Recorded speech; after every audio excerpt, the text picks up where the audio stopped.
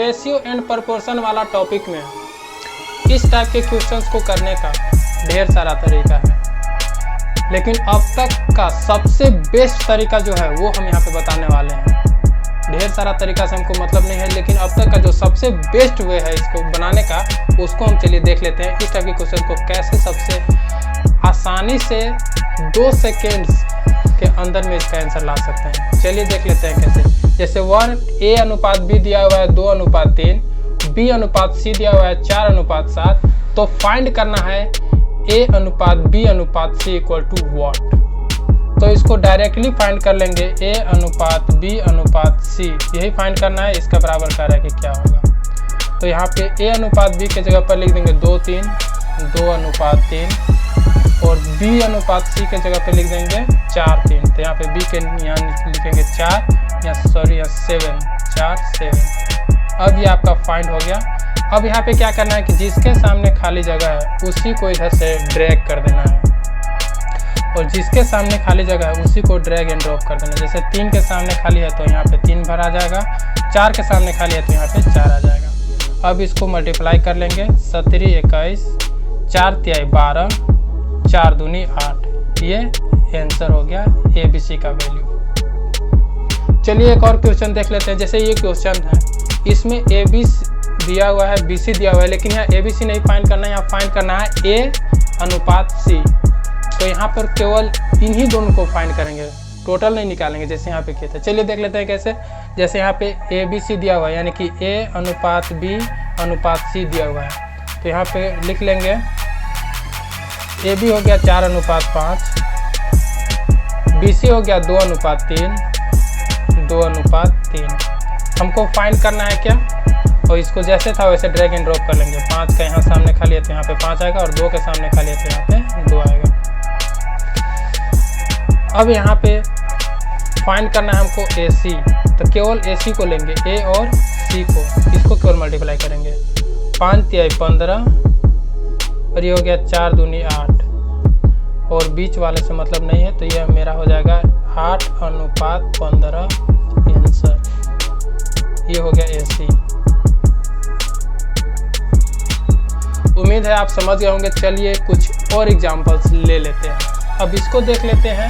यहाँ पे ABCD value D तक है, कोई बात नहीं, वैल्यू अगर Z तक भी आ जाए तो भी इसको ऐसे ही फाइंड करना है जैसे फाइंड करते थे।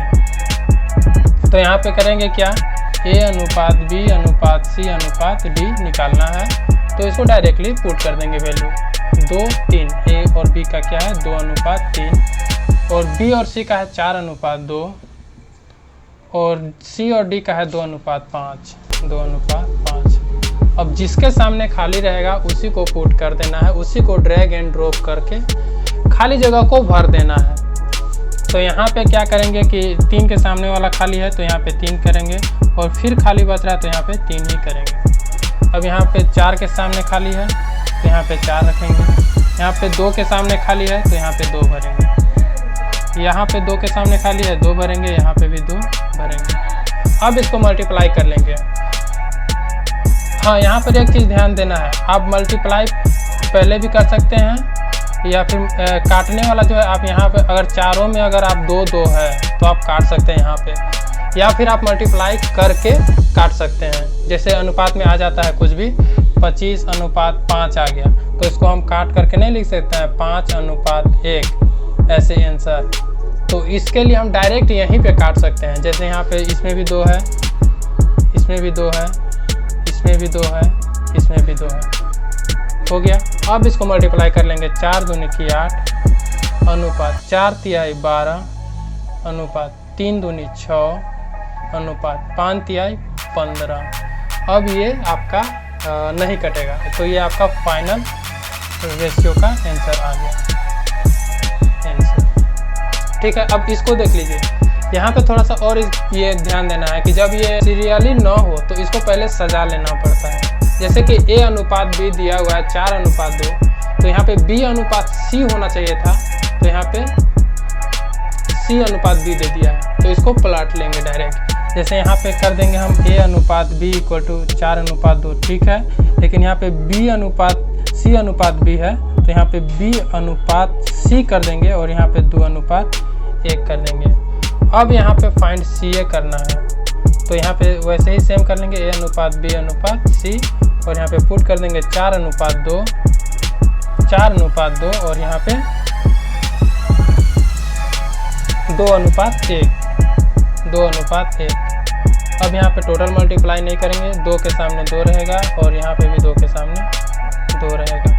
तो यहाँ पे फाइंड करना है हमको A और C, जी नहीं, C और 1 फाइंड करना है। तो A और C का ये 4 दूनी इसको और इसको केवल लेंगे, 4 दूनी 8 अनुपात 2 एकम 2 के कट गया 1 बार में, ये हो गया 4 बार में, 4 अनुपात 1 और ये आपका वैल्यू आ गया A अनुपात C इक्वल टू आ गया 4 अनुपात 1। लेकिन अगर यहाँ पे C अनुपात 1 किया जाए तो ये आपका आ जाएगा 1 अनुपात 4 आंसर।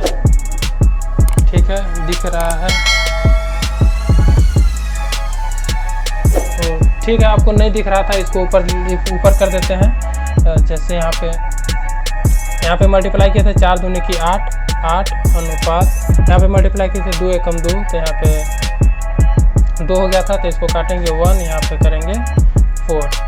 ये आपका आ गया A अनुपात C का वैल्यू है, लेकिन हमको फाइंड करना है CA, इसीलिए इसको पलट देंगे, C अनुपात A करेंगे तो यहाँ पे हो जाएगा 1 अनुपात 4।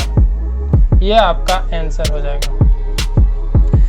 ठीक है, इस टाइप के क्वेश्चंस को ऐसे ही करना है, कितना भी टफ क्यों ना आ जाए, लेकिन हाँ, इस टाइप के क्वेश्चंस को ऐसे ही सॉल्व करना है। तो आज के लिए बस इतना ही। Thank you.